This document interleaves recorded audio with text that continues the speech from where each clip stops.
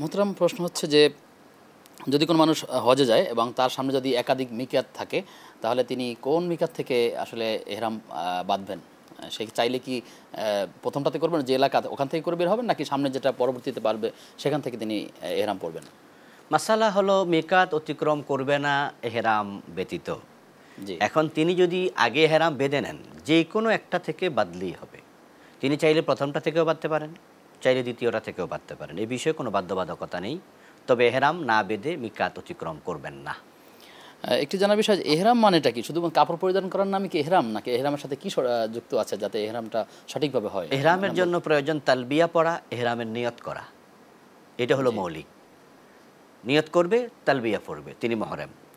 এখন তিনি আবার কাপড় পরবেন, কাপড় পরাটা হেরামের একটা অংশ। যেমন মহিলাদের জন্য নির্ধারিত কোনো কাপড়ই নেই, মহিলারা যে কোনো কাপড় পরে হেরাম পরতে পারে। আর পুরুষ সাদা কাপড় পরবে, এটা জরুরি নয়, সাদা হলো উত্তম।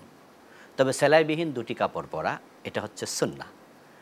তাহলে এটা সুন্নাহর সাথে জড়িত, কিন্তু মৌলিকভাবে জড়িত নিয়ত এবং তালবিয়া। জি। এই যে ইহরামের কাপড়ের কথা বললেন, এটা এখন অনেক সময় দেখা যায় ইহরামের কাপড় পরিবর্তন করার প্রয়োজন হয়, অথবা অনেক সময় অপবিত্র হয় না, কিন্তু তারপরেও প্রয়োজন হয়ে থাকতে পারে, কিন্তু আসলে কি পরিবর্তন করতে পারবে কিনা? সঠিকভাবে কোনো নিষেধ নাই, বরং আমরা এটাকেই এনকারেজ করি যে আপনি যে কাপড়টা পরে লং সফর করেছেন, প্রতিমধ্যে প্রস্রাব করা লাগছে, টয়লেটে যাওয়া লাগছে, আল্লাহ না করুক কোনোভাবে তো সন্দেহ তৈরি হতে পারে। এই জন্য আমরা বলি যে বিশ্রামের জায়গায় গিয়ে আপনি অজু টুজু করে এহরামের কাপড়টা চেঞ্জ করে নতুন এক সেট পরে তারপর আপনি বরং ওমরার কাজ, হজের কাজ সম্পাদন করুন। এই জন্য এহরামের কাপড় পরিবর্তন করতে কোনো বাধা নেই।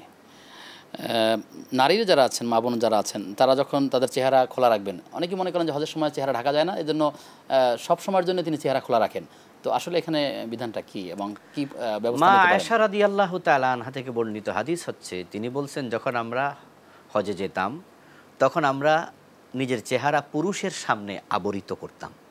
যখন পুরুষ সরে যেত পরপুরুষেরা আমরা চেহারা খুলে নিতাম।